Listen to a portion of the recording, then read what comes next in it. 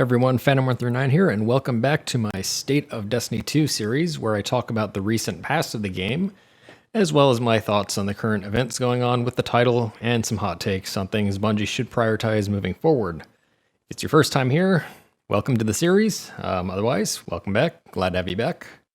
So, Season 12, it's coming on, and now we've begun the next season of Destiny 2, which is Season of the Chosen. So, how is it? And how was Season 12 in my eyes? So let's go ahead and talk about that. I'm going to start today with Season 13, which is Season of the Chosen, since this is the now in Destiny 2. Story-wise, new Cabal leader shows up, Keitel, and demands our fealty. But Zavala, doing what Zavala always does, turns down the offer, and a skirmish to determine the winner of the system and the Battle of Wits is now underway. So, we are tasked with taking down lieutenants who are seeking to join Keitel's War Council, all while continuing to drive back other foes in the system, such as the Hive, who are still very prevalent in the game storyline. Well, I mean, that should come as no surprise, given Witchqueen's coming later this year. And this storyline takes the form of a brand new 3-player match-made activity called Battlegrounds. These are mini strike-like missions that can have champions in them, and a boss with fixed mechanics at the end. And by that I mean you shoot the boss until it becomes shielded, shoot the generator or the champion to drop the shield, then continue shooting the boss, rinse, wash, repeat. Boss dies, you can smash a hammer to break open a chest and you get some new loot at the end. Speaking of hammer, we have a brand new upgradable seasonal item called the Hammer of Proving, which uses the classic Bungie 7x3 upgrade grid from last year, and is used to get rewards from a special chest at the end of the Battlegrounds activity. Again, see the glowing chest that you literally break with the hammer. We also have the Umbral Engram system from Season of Arrivals coming back, although with some minor drifterless adjustments, and tuning of Umbral Engram drop rates so that the Umbral Engrams are not literally raining from the sky on you. We also saw the return of 2 original Destiny 1 strikes, and playing the Devil's Lair felt really good, even with the adjustments to the strike's behavior compared to D1. As of the recording of this video, they are patching the Fallen Saber today. However, I have not yet got to play it due to server maintenance, so I can't really provide any feedback on that one just yet. One negative is the pullback of releasing of the rest of the original D1 Cosmodrome map to the players, pulling the classic "we'd rather direct resources to something else" excuse, which is quite pointless, seeing as these areas were effectively brought up to D2 parity to allow us to get into the strikes anyways. And if you don't believe me, just queue up the strike and you'll even see the background ships of the Cabal in those areas. So it's literally the same map. I've seen lots of people try to defend this, but the point to make here is if the plan was never to release the full map, it really should have been well known in advance of the upcoming season release to actually give players a heads up of that. In the general game, we saw the addition of a new aspect and 4 fragments for stasis, each which plays great. Although I still stand beside the notion that Bungie's continued nerfing of Warlocks is very fishy, at least, while the other 2 classes remain dominant in the game.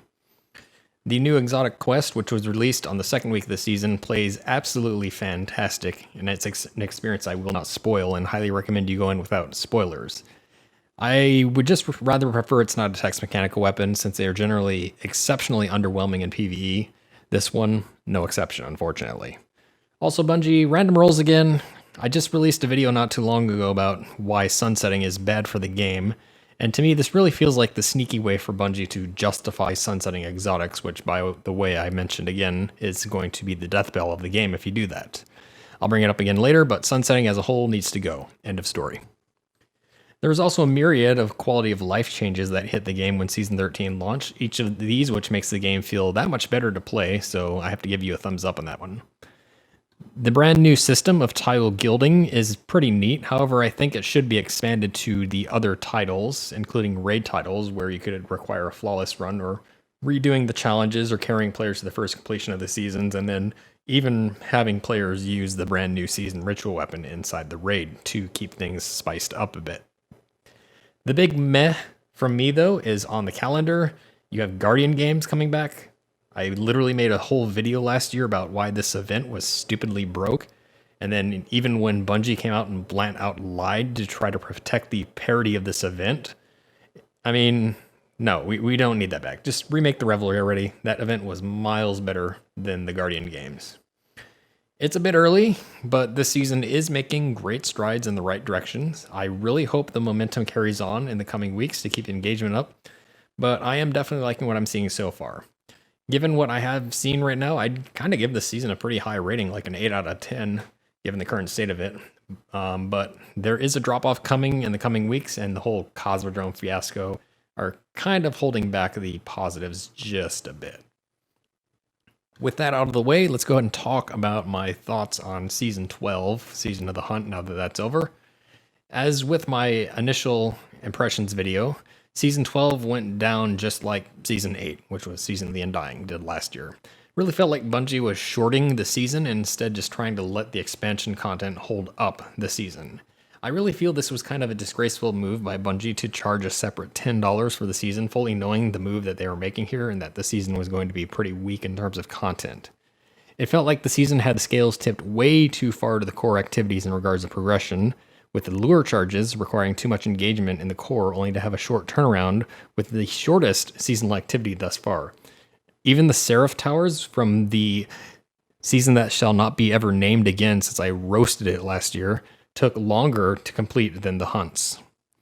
These hunts were only unique in the tracking aspect for the first few tries, and then it just became a bit repetitive in nature.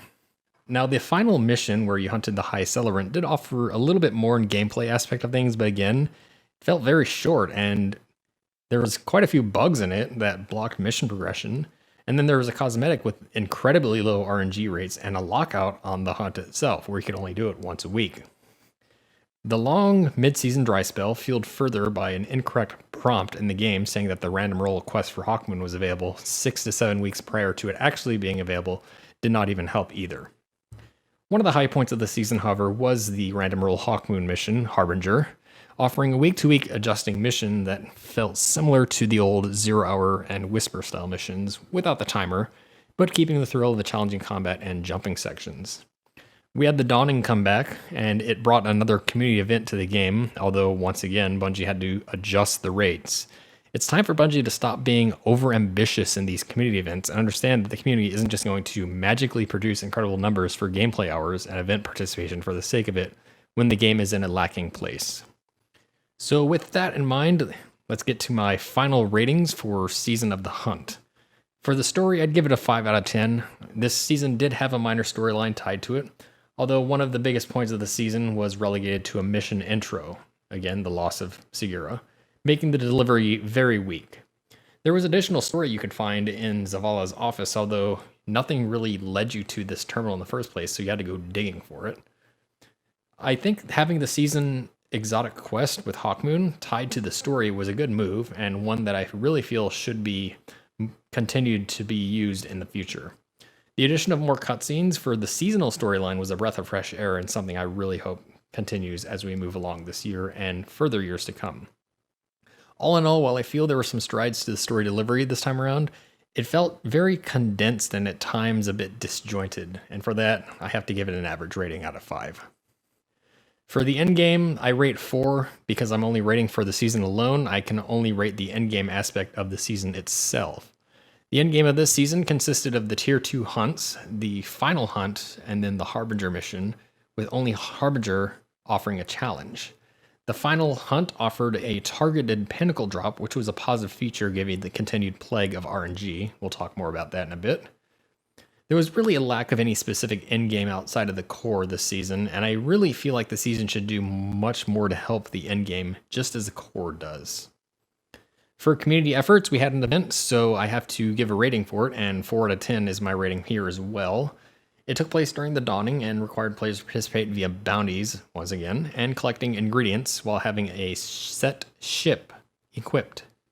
The rewards were scaled up to a random exotic and an Ascendant Shard. Unfortunately, though, the numbers were once again scaled way too far out of proportion, and Bungie had to jump in and tweak the numbers again, so this whole event was kind of pointless. At this point in time, I really think Bungie is doing this for the sake of saying that they can, and not so much as to actually entice participation in these events. For the grind, again, a 4. The grind of this season, as mentioned, was skewed very too much towards the core activities. It felt like in order to participate in the seasonal activity, you needed to spend 1 to 3 hours in the core just for 15 minutes in the new activity. Leveling via the seasonal loop did offer some powerful drops and even eventually a pinnacle, and although they were targeted to some regard, only 4 options were available at any given time, and in some cases, you could be screwed out of a drop you wanted if mods or vendor rep were not an option to negate a powerful or pinnacle drop. The limited nature of the final hunt and the initial week or 2 of Hawkmoon also further locked progression and the grind, making the season feel very monotonous in nature. For exotics, 5 out of 10 here. The seasonal's exotic was Duality, which was very lackluster. I mean, it's a shotgun for mine. Who cares? The other exotic was Hawkmoon, which was a reprised D1 exotic. Usually each season thus far has offered 3, so I had to lower the score here because we only got 2 this time around.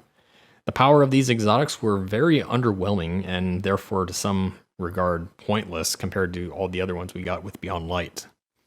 So all in all, you bring it all together and I have to rate this season a 4 out of 10. So Season of the Hunt, once again, like Undying, seemed to be pushed as filler content to hold up the expansion, although Bungie seems to have been relying on the expansion to hold up the season. The lackluster seasonal loop made for a very underwhelming weekly experience that did not offer any variety or change over the 3-month span that we had Season of the Hunt for. The 2 exotics were very lackluster, although the mission to obtain Hawkmoon's random rolls were kind of a high point of the season. Honestly, my big feedback here, Bungie, is to stop making seasons go with expansions. You really just need to make the expansion the whole point of the season. Just kind of link the 2 together at this point. I really feel like seasons are supposed to drive engagement, and really you're just selling additional filler content at this point instead of actually trying to make the season worthwhile. So we do not want this because that's going to kind of create this low to high feel where season to season from the expansion season will feel bad and then it'll get better and better. Only last year we kind of went to a kind of high point with Season of Dawn to one of the worst seasons in Destiny's history with Worthy, and we do not want a repeat of that. So that's my feedback for Season 12. Next up, we need to kind of go back again to my previous video with the elephant that's still in the game's room with sunsetting. This is more so of a reminder than a new discussion point, but with the arrival of a new season, the continued drag of the sunsetting system has struck again, leading to another set of weapons being pushed out of the game. I did a video on this not too long ago about the system, debunking numerous hold-up points of it and explaining why it needs to be removed, but we're rapidly approaching another set of problems that the system is uncanning. When next season lands, Season 10's items will be sunset. When this happens, this will deprecate to a degree the Warmind cell mods, as Seraph weapons will become unavailable to use in top-tier content, relegating builds to a limited pool of Ikelos weapons or solar abilities. The Ikelos weapons will be sunset 1 season later, forcing solar splash damage to be the only source of Warmind cells at that point. This in turn is creating a loop where unless Ikelos and Seraph weapons are remade or redelivered as a story element each year, the mods will no longer exist. This is a very monotonous reason to keep Rasputin relevant even in times where the main story direction is suggesting otherwise, which is a very unwise move in my eyes. Just another downfall of this whole sunsetting fiasco. Additionally, Bungie, where are these powerful replacements that we've been promised? All I see thus far is a reintroduction of Redrix's broadsword in the form of a Trials weapon, which, by the way, Bungie, is a mode plagued with its own set of problems that need fixing. This has been yet another one of Bungie's fabrication points, and drives yet another nail in the coffin of sunsetting. There is a Director's Cut blog coming sometime this season. I am holding out for at least a partial reversion of the system. At a minimum, expansion gear, all destination dungeon, and raid legendaries need to be permanently unsunset, otherwise the negatives of the system will continue to drag the whole title and franchise down. For my thoughts on the season-to-season transition of items, I did provide more feedback in my previous video on how I would rework the concept to keep players engaged, but available to use their favorites while keeping game balance in mind. Now, before we finish up today, I do have one final area to talk about, and this is the seasonal progression. So we've now had 2 full years of this seasonal model, and I kind of feel like another issue is starting to become a bit prevalent, and that is the season to season power grind. Each season has raised the total power by 50 points, and while the soft cap is raised to accompany this with each season, it's invalidating a huge part of the game's progression loop. The expansion is still the centerpiece of the year, with the raid being the pinnacle of the expansion. Climbing to power to run the raid is part of the expansion experience. And with each seasonal release, this whole climbing the power to reach raid power is lost. This is also creating a leveling fatigue for players who do not engage with the title frequently, as they can fall by the wayside quickly and then require the soft cap gear up process each season.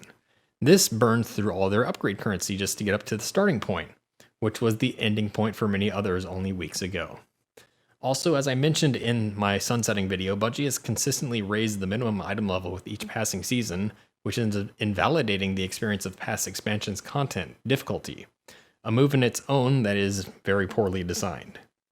I really think at this point in time, the game should lock down the power climb to a once-a-year thing with the expansion drop. Each passing season, the artifact should reset to serve the power climb back up to Grandmaster tier, and maybe add in maybe 5 to 10 more power to the pinnacle cap with each season. But the hard cap should remain at the expansion level each year. I get Bungie wanting to make the initial power climb to gate access to the seasonal content to prevent burnout, but as I mentioned in my sunsetting video, as a counter argument, the game's combat system and mission difficulty systems are only employing power level as a gating mechanism instead of player skill, which should be the focal point. Honestly, you're much better off just gating by time instead of artificially inflating playtime through a needless power climb with each seasonal release, until you can prove otherwise that the power level is more than just an activity gate. So, putting it all together, here's what needs to happen next for the game. In my eyes, the path forward for Bungie has to start with the end of sunsetting. This system has done nothing for the game and has broken the promises of introducing new powerful items to replace the ones lost, and has fallen by the wayside. As I mentioned above, there is no reason to axe the Cosmodrome map expansion. It's already there, Bungie. Just migrate what you have to patrol. No lost sectors or public events required. You really feel like this whole D2 experience with the new lost sectors or public events is needed? Bring it in later, but the whole natural loop of the original D1 Cosmodrome should not be interrupted. I think the team also needs to have a long sit down in regards to the seasonal power climb and kind of talk more about the whole burnout that's starting to stand out a bit in the community and think about getting rid of it. I do have another video coming soon to talk about PvP fixes and suggestions on how to fix PvP, but I'm going to wait for the upcoming director's cut to throw my suggestions around, just in the event some major changes are announced there. So that's a little bit shorter than some of my previous thoughts videos, but that's pretty much a good sign for the game, I feel like. Sure, there are still some problem areas, but this season has shown a good first impression on me, and I do like where things seem to be going, which is a nice change of pace. I will do another video again after the release of the upcoming State of the Game blog, where upcoming plans for the title are shown to us. But other than that, we will be following the same format as always, where I do a video a couple weeks after the next season launches. If you have any thoughts of your own to share, please let me know down below. And that's pretty much going to do it for today's video. So if you've stuck around to the end, thank you very much, and I will see you all next time.